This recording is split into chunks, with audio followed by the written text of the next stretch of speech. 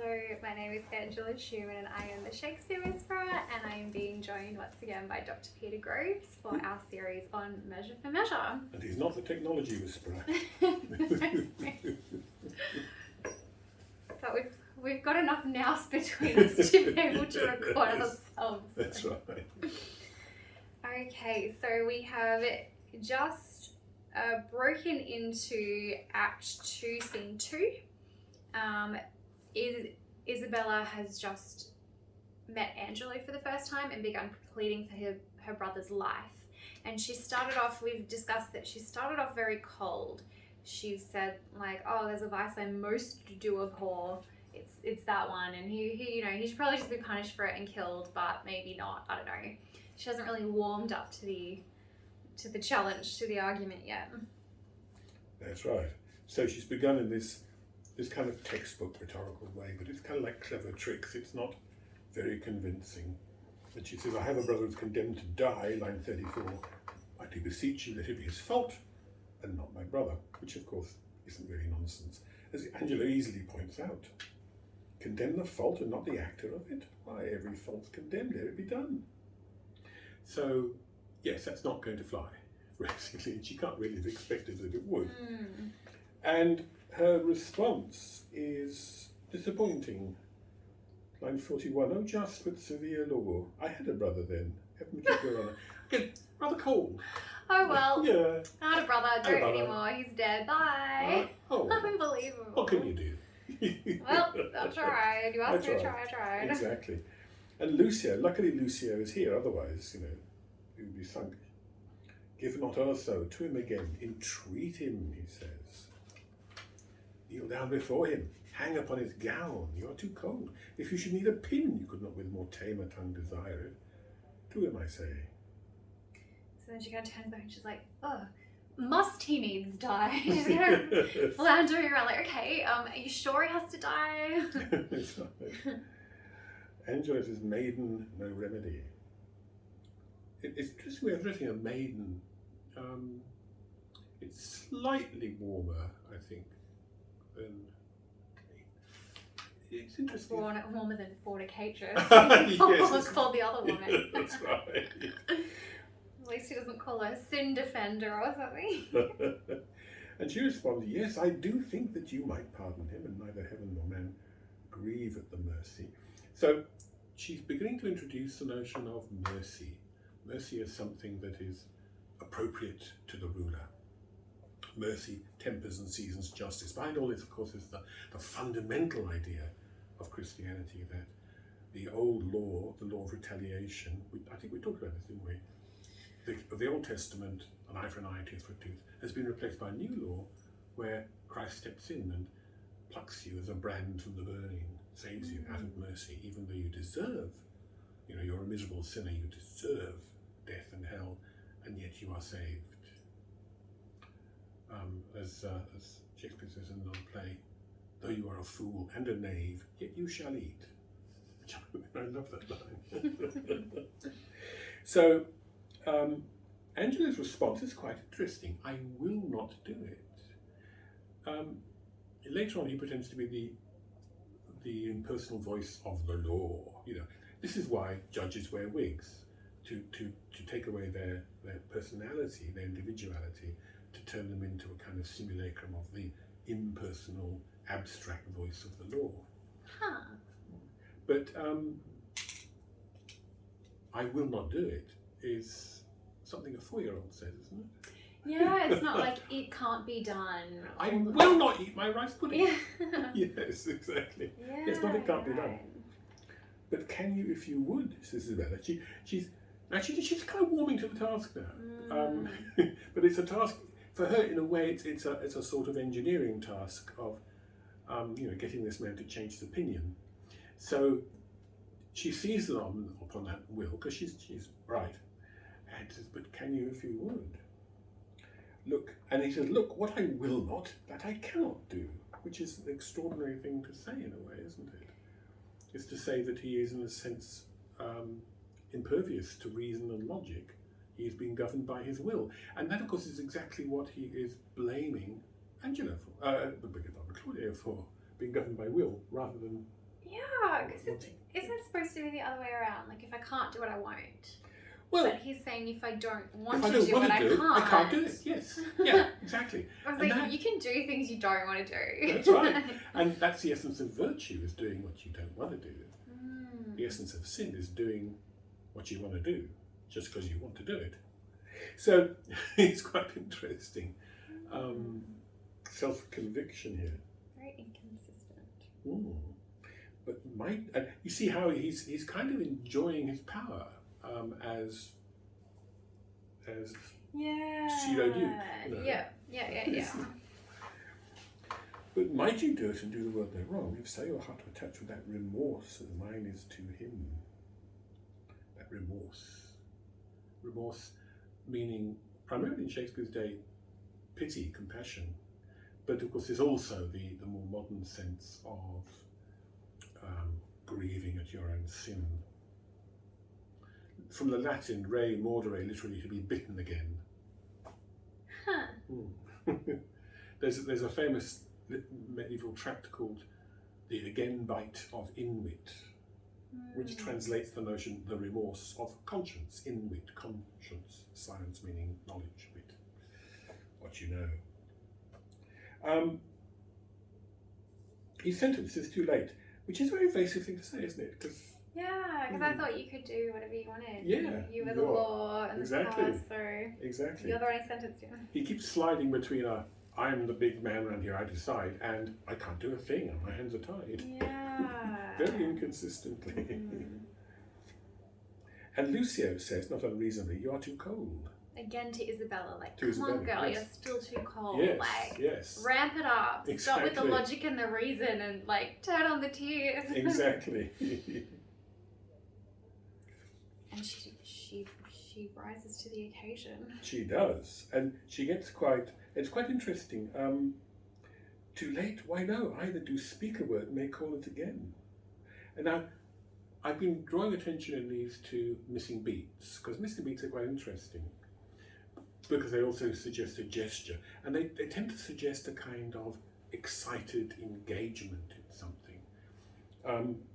They call it again, well, believe this. There's some sort of gesture there at this point, throwing out her hands, I don't know, something, which is a great step forward from the very timid, shy, retiring approach she first uses.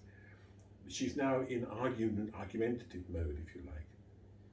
No ceremony that the great ones longs, not the king's crown, nor the deputed sword, nor marshal's truncheon, nor the judge's robe become them with one half so good a grace. I'm sorry, where is the beat in this? May call it again, boom, well, believe this. Okay. Otherwise it's only got 4 beats.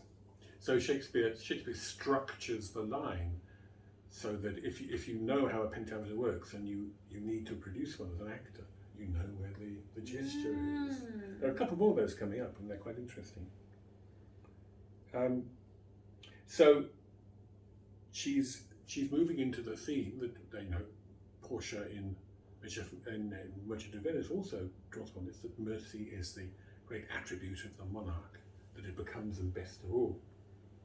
Power is one thing, but mercy is so much more important and more godlike. Though, of course, Portia is perhaps less sincere than she is in this, but that's another story which we don't need to go into. If he had been as you, and you as he, you would have slipped like him. Not you might have, as Aeschylus suggests, you would have slipped like him. But he, like you, would not have been so stern. And Angela's response to this is not argument. It's pray you be gone.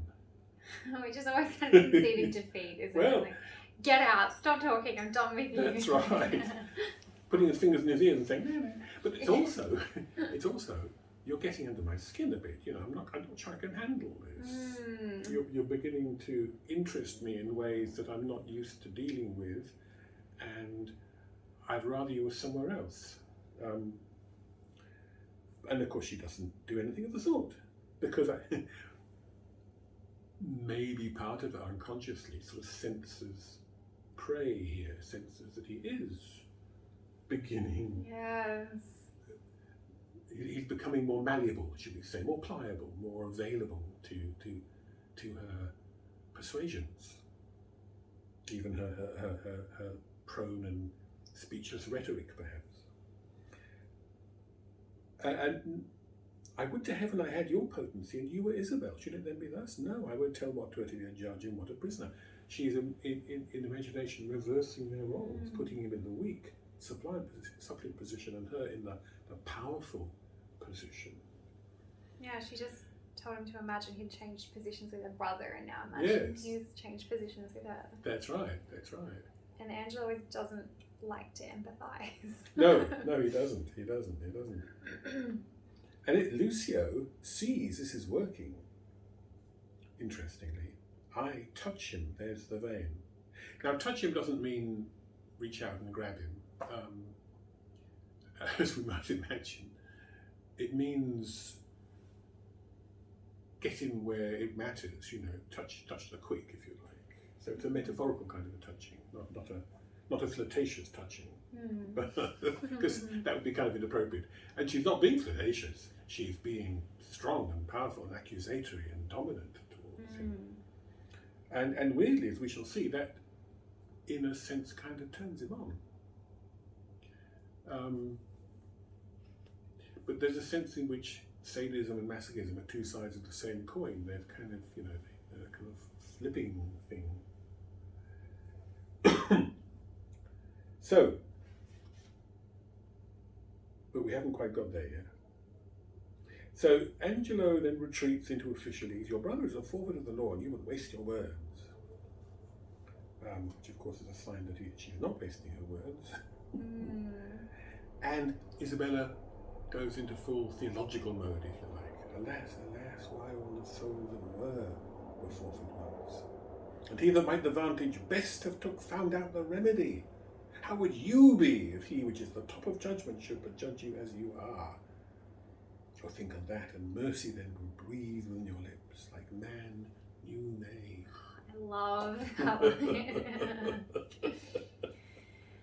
Yeah, that's right. So first of all, of course, bringing it back home to him. And again, there's an interesting, just as this play is about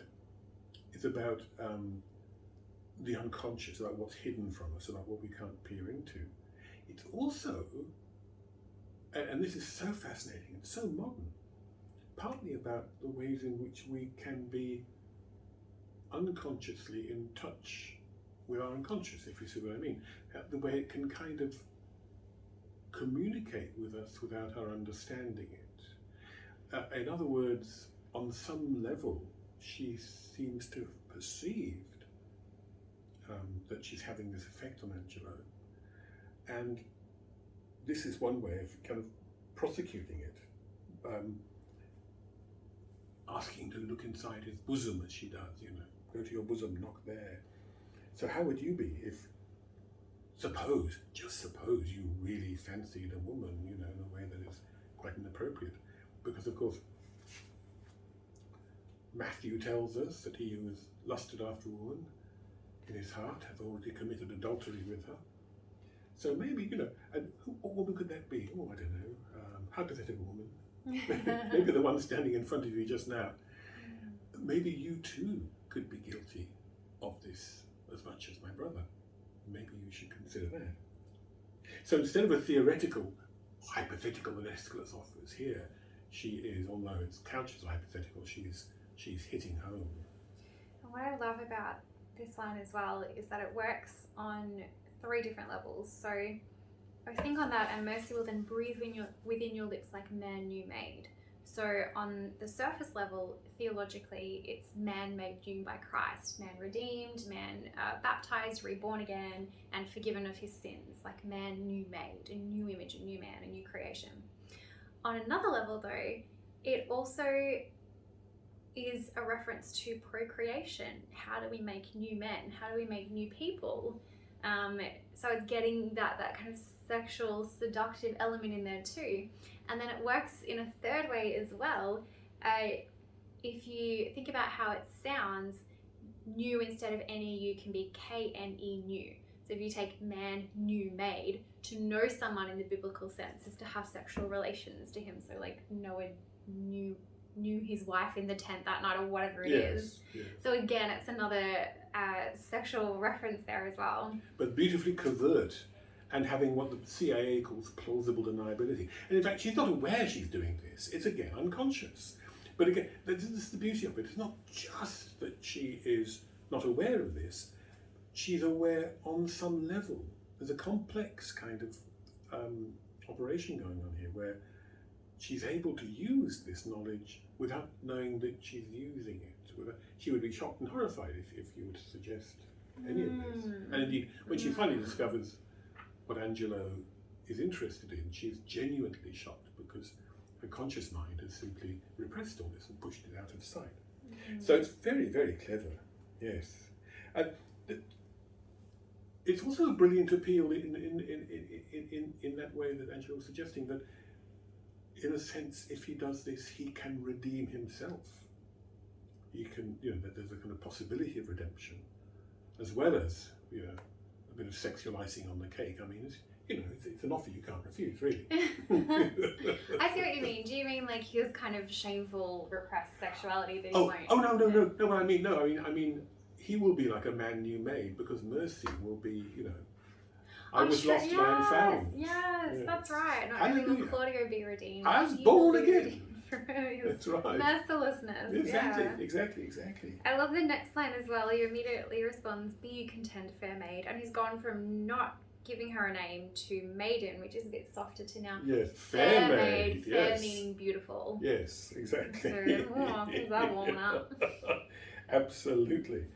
And it's such a sort of tame response to this passionate assault. And notice, what was it, 30 lines earlier, I will not do it. Now we have it is the law, not I, condemn your brother. He really just, so inconsistent. Flip-flops, yes, exactly. Were he my kinsman, brother, or my son should be thus with him, he must die tomorrow. Isabella seizes that tomorrow, that son, spare him, he's not prepared for death. It's so interesting how, like, where does this passion come from? Because at the start she's like, well, I had a brother, okay, whatever. And now this passion is so real and genuine. Yes. Like you can feel her emotions here. Yeah. Well, I think it's exactly. I mean, why is he turned on by her, if I can use that phrase? It's precisely because of this passion, but passion for something intellectual, for this question of mercy and justice and so on. So they are very similar in many ways. She's not here, I think, driven necessarily by it. I mean, not that she doesn't want to save Claudia. I'm sure she loves her brother and so on. But that's not what is behind this fiery quality here. It is this urgent. She's passionate about theology, put it that way, and that's rather kind of seems odd to most people. Seems odd to Angelo. He's never encountered it before, and he's got no defence against it. So.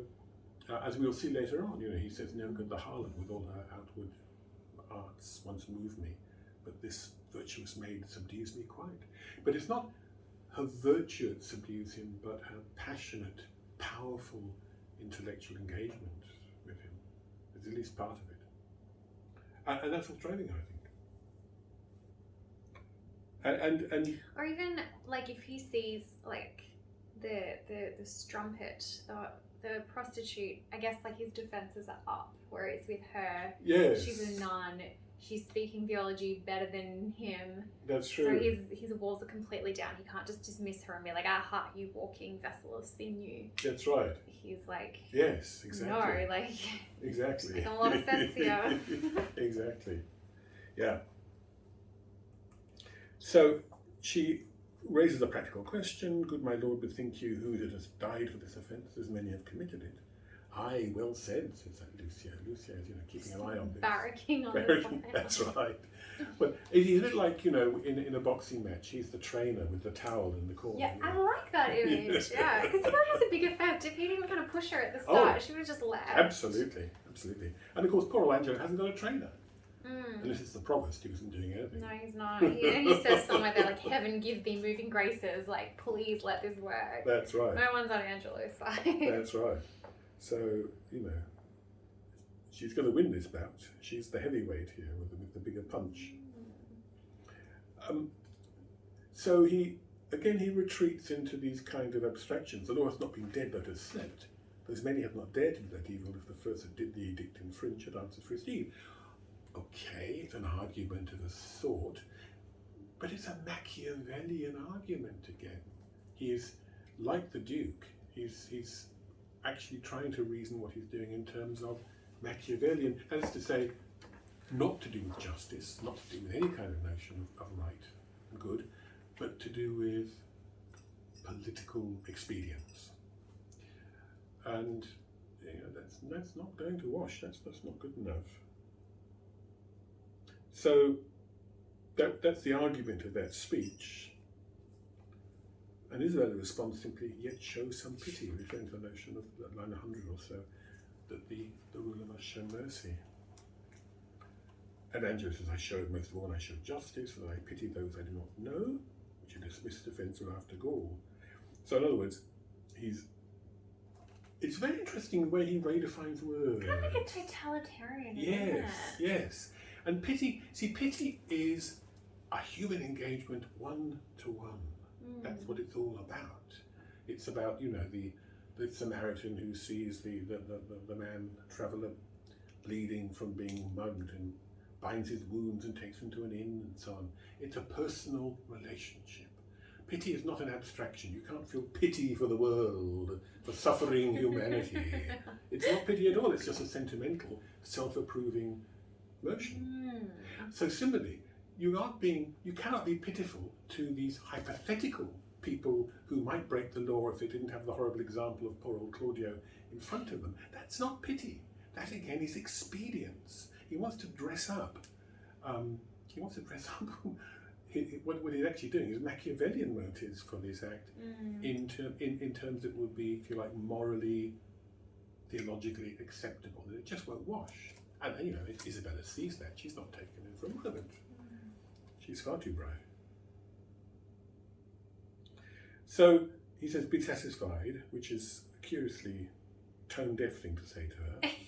Your brother dies tomorrow. Be content. Yes. Curiously like the Duke, as we shall see later on in the next scene.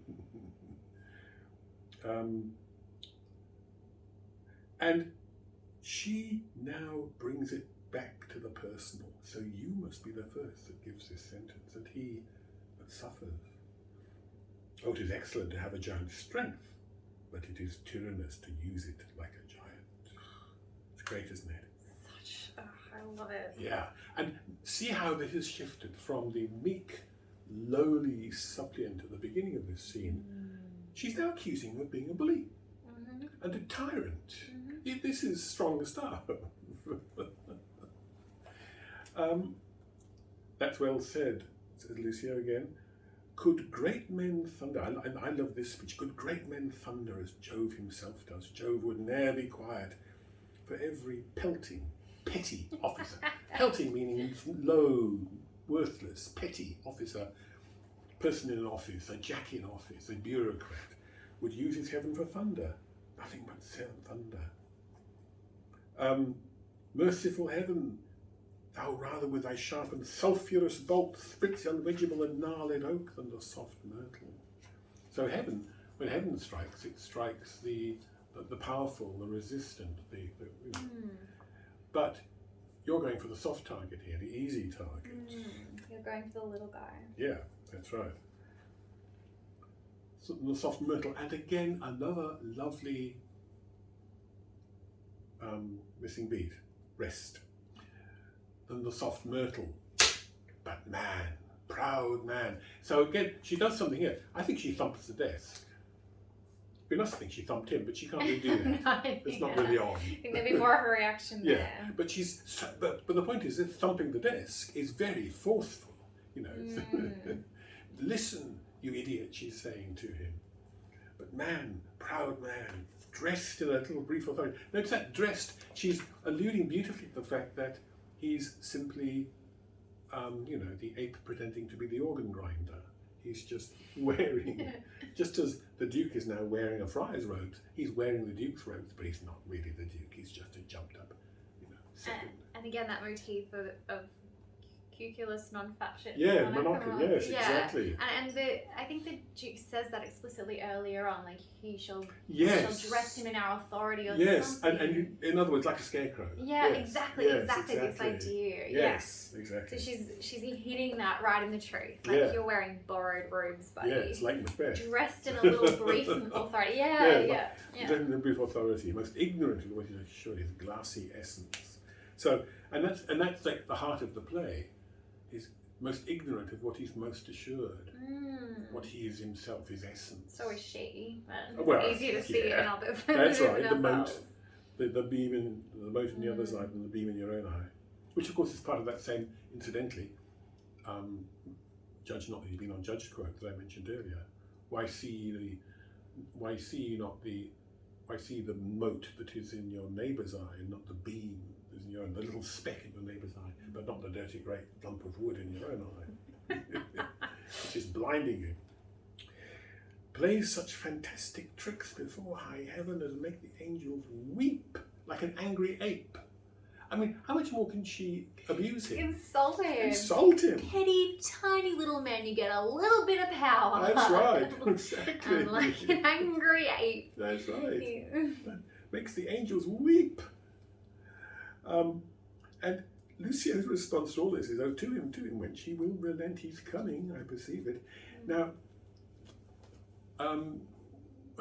we think he can't mean what he seems to mean there. He's coming, of course, on the surface it means he's coming round. You're convincing him of something. But the word did have a sexual meaning in this period too. Gosh, I never thought of that. Oh yeah. My. I know, yes. Exactly. That's intense, but I mean, we're going there, like, it fits in with the undertones of this scene. It does fit in. Shakespeare, you've said this before, it's so strange when people think of Shakespeare as this kind of sanitized thing that's appropriate for children to keep them away from the sort of foul things you might find elsewhere in literature or movies. Right. When like Shakespeare is not. No, he's not clean. It's not.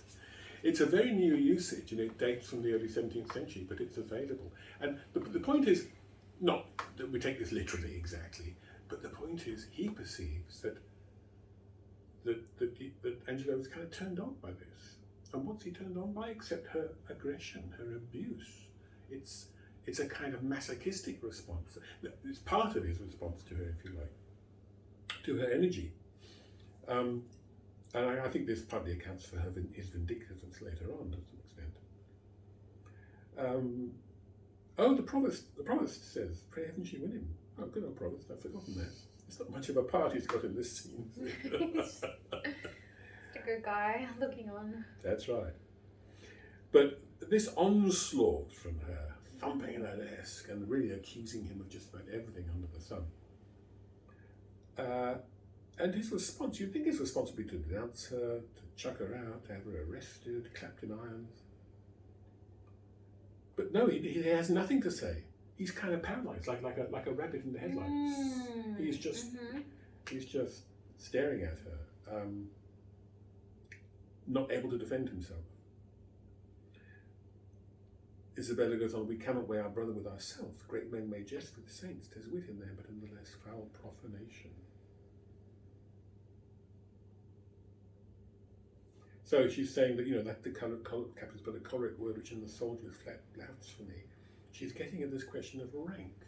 So again, she's alluding to the idea that a sin which in lowly Claudio is worthy beheading, in Angelo, up there, the captain, is merely a choleric word. So they can say the same thing, and it's a prosecutable blasphemy for the soldier to say.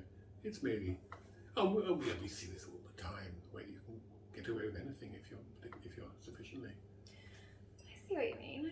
I never really understood what she was saying there, but yeah. When a powerful person high up says something, yes. It's just like, he's just being choleric. He's just like being particularly, you know, his temper's being flared or whatever. But in a soldier, someone who's lower Yes. down, Yes. Yes. So you punish blasphemy, that throw him in jail. Just Exactly. point to this inconsistency. Exactly. Although I don't know where that's coming from, because there's no evidence that. Well, again, Yeah, there is in a way, because she, on some level, she knows that he is sexually excited by her, and Oh, okay, sure. Okay, so there's Yes. this beautiful, like, yes, you can let yourself off because you're the yeah, You know, you're the big. Dog. big banana. But you know, in Christian terms, sin is sin. I mean, this was absolutely true of Elizabethan society. There's a famous court case, well, not famous at all actually, but the Earl of Oxford, who was the highest peer in the land, once killed his undercook, a man called Thomas Brinkley, by stabbing him with his rapier. And the court that sat upon this, the jury determined that Thomas Brinkley had wilfully impaled himself upon the Earl's rapier and committed suicide, which of course not only got the Earl off, I beg your pardon, but also meant his whole family couldn't inherit any of his goods because of suicide. So yeah, it was a flagrant growth. But I mean, we see examples. We only have to pick up the newspaper or flick through Facebook to see examples of that. Now, it's nothing new, and Isabella saw it. and Lucio says, "Out of eyes to that, morant. You're getting the right. You're on the money there, girl." He's saying. Because authority, she says, though it err like others, has yet the kind of medicine in itself that skins the vice at the top. So authority makes the same sins, but it forgives them in itself. It doesn't kind of notice. Go to your good. I thought that meant the opposite thing. I thought it meant that while authority gives you power over others and could let you be tyrannous, there's this kind of inbuilt medicine to your tyranny, which is that if you look inside yourself, you'll see that sin within yourself. Well, no, medicine is meant ironically, I think. It skins the vice at the top. In other words, it won't let you see your own vices because you're puffed up with your importance. You are. Oh, Yeah. I get it. Yeah. Like grows the skin over it, Yes. so it looks healthy from the outside, Exactly. even though it's rotten underneath. Exactly. Oh, okay. So she's not making a new point as I No, thought she was. she's just pressing this one home what because she's been it's saying. working. It's working. So she's wow. no idiot. She's Yeah. Okay. Yeah. It's like in well, you remember in Hamlet, it will skin and fill the ulcerous place, while rank Yes. corruption mining all within infects Yes. unseen. That's exactly the same idea. Yes. Yeah. Yeah. So Okay. go to your bosom, knock there, and ask your heart what it doth know that's like my brother's fault. So again, this isn't remotely hypothetical. She's accusing him of. Yeah. Why don't you just check how you go in there right at this Yeah, moment? that's See if exactly. you're noticing any Exactly. sudden empathy for Claudio. Exactly. Because, I was saying earlier on that she's one of these main characters, one of these women who inspire desire in men, but without realizing what's happening, because she's kind of innocent and she's been shut up in her father's house, or a nunnery like Desdemona in her father's house. But on some level, she is aware of this. On some unconscious level, she's quite aware of the effect she's having, and she's seeing this as exactly the rhetorical tool that she needs to convince him. Yes, even though on the surface level she's just referring to general abstract idea. concupiscence, just general sin. Like, look at yourself, we're all sinners, you'll find Exactly. faults there too. Well, exactly. So on a conscious level, that's all she's saying, whereas subconsciously it works. Yes. As how you were saying. Exactly. Like, Exactly. Exactly. It's beautiful, isn't it? Because it's all there in the Bible. The mote and the beam in the eye. You can't see the other person's mote because of your beam. If it confess our natural guiltiness, such as it is, and that's brilliant too. Natural. She's saying that sexual desire is natural to fallen creatures. It's part of our what's called concupiscibility, which is the natural tendency of fallen creatures to sin. So you can't you're not let off this, Jack. You didn't have any immaculate conception. You're fooling yourself if you think you're somehow above or beyond Above this. nature. Above nature. If it confess a natural guiltiness, let not sound a thought upon your tongue against my brother's life. And his response is so good. She speaks unto such sense that my sense moves with it. Such meaning, it's so intelligent and powerful and meaningful that it's kind of turning me on. Which is but also like sense in the sense of like that makes sense, like it that's makes a sense. sensible thing. So he's like, she's speaking in such a sensible way that my reasoning and my my reasoning is kind of being carried along with her. She's convincing me on that level of reason, but also turning me on. Sensuality, yeah. A sense, yes. It's brilliant. It's such a brilliant. That's probably the best pun in Shakespeare. It's interesting that yours says my sense moves with it, because my edition says my sense breeds with it, which is of course. Did I misread it then? No, you're quite right. It is breeds. Okay. I misread. Sorry, I misread. My sense breeds with it. Yes, which is really. Well, I mean, again, with the reproduction that's happening here, again, on the surface level, and growing in awareness and knowledge and sense. Exactly. And yet also breeding. Reproduction. Exactly. Fare you well. There's a little missing offbeat before fare you well there, which often is a sign of turning away or turning aside, or which is what he's doing in a sense. He wants to get out of her. It's a very abrupt way to end an interview, isn't it? Like, well, my secretary can make an appointment to see you again on Tuesday, perhaps. Maybe we can discuss this further. No. Good thoughts. I'm going to think about this. Yes. I'm going to get back to you. Instead, there you are. I mean, and he's done this throughout. He's been like, okay, go now. Right, yes, enough. That's right. And when he says she speaks into such sense that my sense breeds with it, that's in an aside. So he's saying that to himself in his head. So she finishes her great tirade, and she says, look inside yourself, and if you find a natural guilt in this like my brother's fault, then do not raise a hand against it. And he's like, fare you well. That's how he responds. Like, exactly. You know what? Go. Then she's gentleman. The next line shows the stage direction. He did turn away in that missing beat. True, there. yes, of course. Gentleman will turn back. Neat. Absolutely. I'd forgotten that. So it reinforces it. I will bethink me, come again tomorrow. Oh, I love this line. Hark, how I'll bribe you. Good, my lord, turn back. And here, how bribe me? He thinks he's got a kind of way out of this. If he can accuse her of bribing him, then he can kind of get off the hook in a sense, and also get rid of her and not have to worry about the truth she's told him. Because he wants to be the kind of pious creature he imagined himself to be, and so he's aware that introspection is important to the process of self-betterment, if you like. So he's not an idiot, and he's not fundamentally immoral, if you like. How bribe me? And then Isabella, I, with such gifts that heaven shall share with you. You admired all else, says Lucio. And it turns out it's prayers from He sounds so disappointed. Yes, exactly.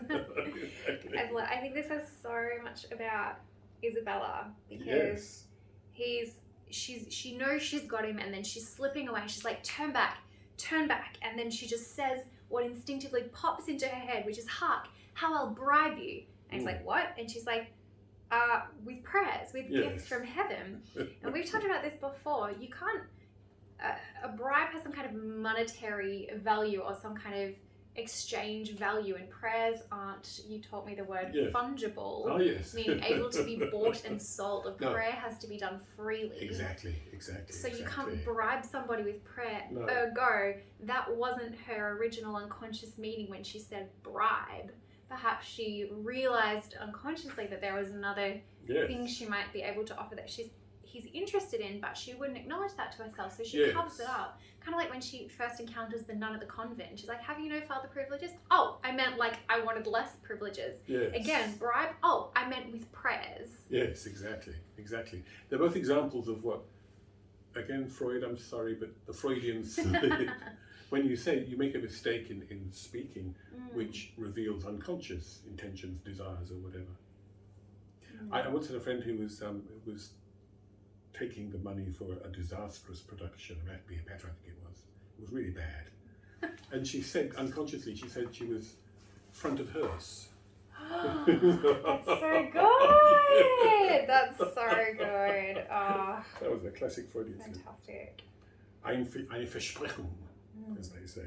And even though, I mean, Freud is now, largely outdated in Well, psychology, he still made observations. He made crucial observations, yes. He also came up with a lot of nutty stuff, frankly, that really should be. and also, he was kind of pseudo-scientific in a way that's not helpful. So, Angelo is what Freud called the anal retentive character, which is a fascinating thing. Perhaps we'll talk about that on some other occasion when it comes up. But he also had an explanation for this, which was to do with bad potty training, and I think that's absurd, and I think Shakespeare would have laughed at that too.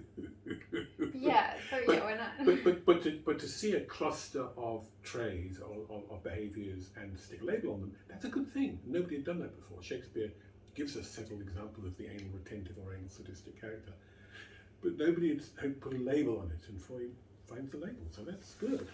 But yes, you have to take him with a bucket full of salt.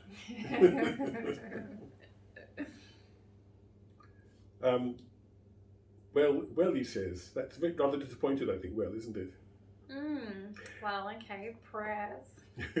Incidentally, here's a nice example of a film which I call the overlap. This is a technique that Shakespeare developed round about the time of Richard III. And basically it means that one character begins, when a line is shared, we talked about shared lines in a previous discussion, when the line is shared and the second character begins their part line before the first one is finished, overlapping it, because there's an extra syllable, it has to be accommodated, if you like, then that's a sign of overlapping them, of cutting them off. And this can be for all sorts of reasons, dramatically, impatience or eagerness or rudeness, whatever. Here, it's impatience to see her gone, go away. I want to sort of talk to myself. So, nothing temporal. Well, I can't do it. I tell you, you say nothing, say to nothing temporal, and I'll... Whose minds are dedicated to nothing temporal. Well, come to me tomorrow. See, Nailed it. Get out of my office. It's also, I mean, it's partly motivated by the fact that speech is a bit wordy, and she's just rabbiting on about prayers, and he had kind of half hoped that she was offering subconsciously that maybe there was a different kind of bribe on the table. Exactly. How are you doing for time?